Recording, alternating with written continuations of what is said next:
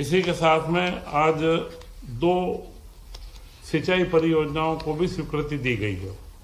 ये सिंचाई परियोजना बाण सागर बांध के ऊपर स्थापित है। बाण सागर बांध से इनको पानी मिलेगा, क्योंकि बाण सागर बांध में जब से बना है, मध्य प्रदेश सरकार का जो हिस्सा है उसमें से हम 60 से 65% ही उपयोग कर पा रहे हैं। बाकी हिस्सा हमारा करीब 250 MCM का हिस्सा हमारा बाकी है।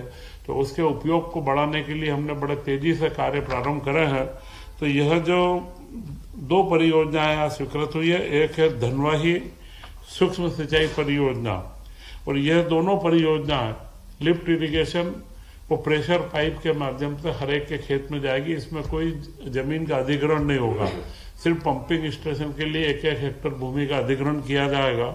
पहली योजना 53 करोड़ की है, 53.74 करोड़ की, और उसमें 3500 हेक्टर सिंचाई होगी और करीब करीब 2810 कृषक इसमें लाभान्वित होंगे।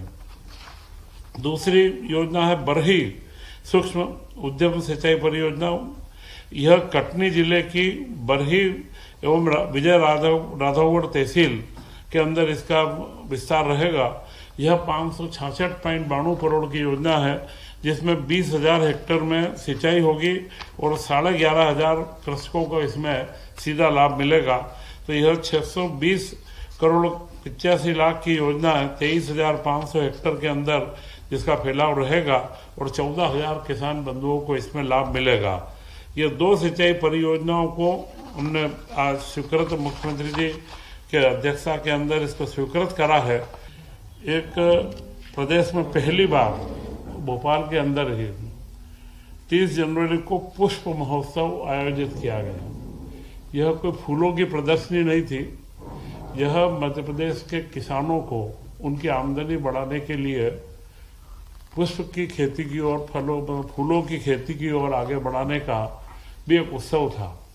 आज हमारे पास में करीब करीब 40,000 किसान पुष्प से जुड़े हैं और वह 45,000 हेक्टर क्षेत्र में फूलों की खेती होती है। इसमें मालवा व निमाड़ महत्वपूर्ण है। इसको पूरे प्रदेश के अंदर बुंदेलखंड से लेकर के ग्वालियर संभाग और महाकौशल में भी फूलों की खेती बढ़े, इसके लिए प्रदेश के प्रयास जारी हैं। भावांतर योजना जो मध्य प्रदेश में बड़े सफलतापूर्वक लागू की गई और उसमें 7,10,000 से अधिक किसानों को 1,500 करोड़ रुपए से अधिक की राशि का वितरण किया गया और मध्य प्रदेश ऐसा पहला राज्य है जिसने भावांतर योजना को पूर्णतः लागू करा है। इसी के साथ में इसका भुगतान भी तत्काल 2 माह के अंदर कर दिया गया। और यह अगर आप देखेंगे तो 2003 तक प्रदेश के अंदर 7.5 करीब 7-7.25 लाख हेक्टर के अंदर सिंचाई होती थी, जो हमारे राजा महाराजाओं के काल से लेकर के और पूरे कांग्रेस की सरकार के बाद में 2003 तक का एक आंकड़ा था।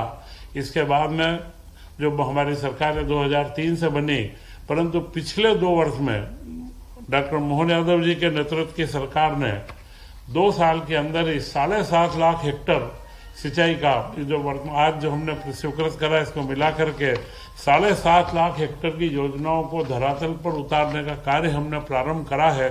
और इससे जो हम अगले वर्ष को किसान वर्ष के रूप में, किसान कृषक कल्याण वर्ष के रूप में मना रहे हैं, उसमें जल ही सबसे महत्वपूर्ण बिंदु रहता है।